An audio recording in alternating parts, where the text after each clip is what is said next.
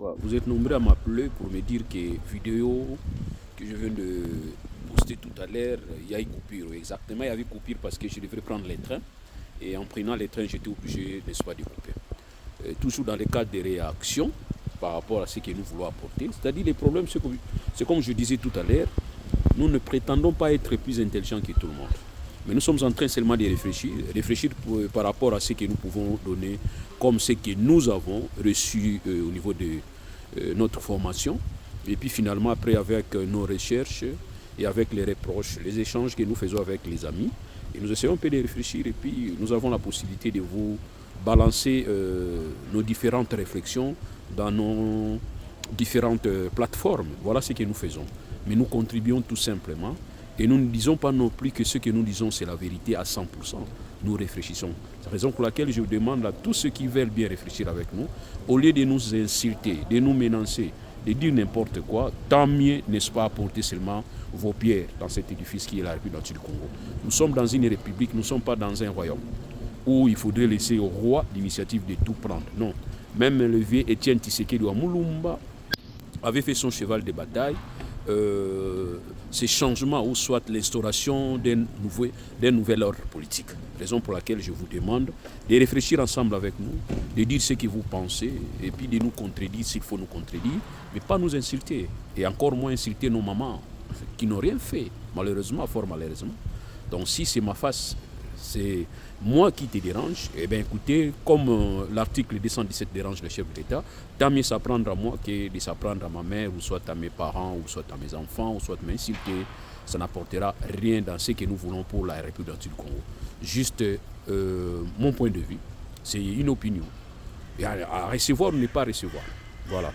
Je voudrais aussi vous dire, toujours réagissant par rapport à ce que le chef d'État craint comme conséquence de l'article 217, je demandais à ce que le chef d'État, par rapport à sa compétence, s'il pouvait bien saisir la Cour constitutionnelle pour qu'il ait, n'est-ce pas, une interprétation claire et pouvant peut-être permettre de calmer tout le monde et de donner une orientation. C'est la raison même de la Cour constitutionnelle. La Cour constitutionnelle est là pour interpréter des articles difficiles à comprendre ou peut-être à permettre à ce que le chef d'État puisse se décider par rapport à la constitutionnalité, n'est-ce pas, d'un article. Comme il dit que c'est l'article 217 qui les met mal à l'aise, moi je pense que le mieux, avant de le dire, de contacter la Cour, de saisir la Cour constitutionnelle pour que la Cour puisse interpréter le sens. Alors le vrai sens de cet article, je crois peut-être les chefs pouvaient être informés et puis finalement se décider à bon escient.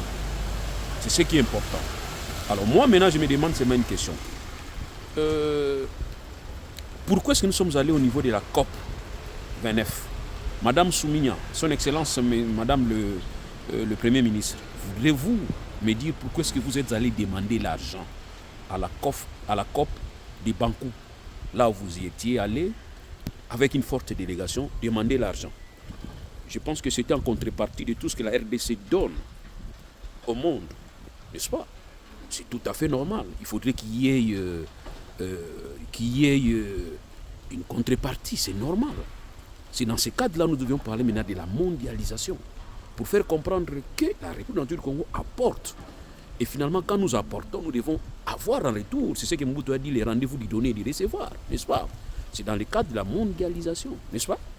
Alors maintenant, on va demander l'argent aux gens que nous ne voulons pas nous mettre ensemble. Ça, c'est de l'escroquerie.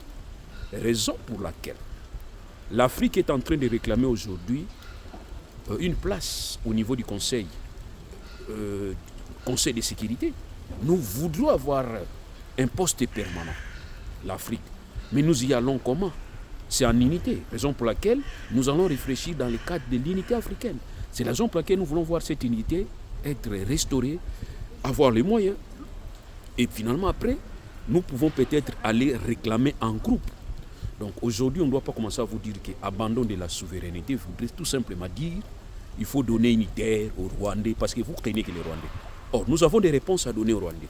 Les Rwandais ne représentent rien par rapport à nous Congolais parce que c'est comme nous avons dit la fois passée, les Rwandais étant un territoire uni avec la République du Congo en 1885. Urundi, Rwanda et Burundi et Ouganda. Voilà pourquoi je vous dis que soyez calmes et soyez rassurés. Je voudrais aussi poser la dernière question au chef de l'État. Excellence, Monsieur le Président de la République, quand vous dites la République démocratique du Congo est une solution, solution à qui, à quoi, pourquoi? Donc, c'est-à-dire, vous reconnaissez que la République a une part. Et cette part, il ne faudrait pas venir la casser parce que vous ne comprenez pas l'article 217. Donc nous voulons bien réfléchir ensemble, mais ne nous menacez pas. Voilà, merci beaucoup et puis nous sommes ensemble. Merci.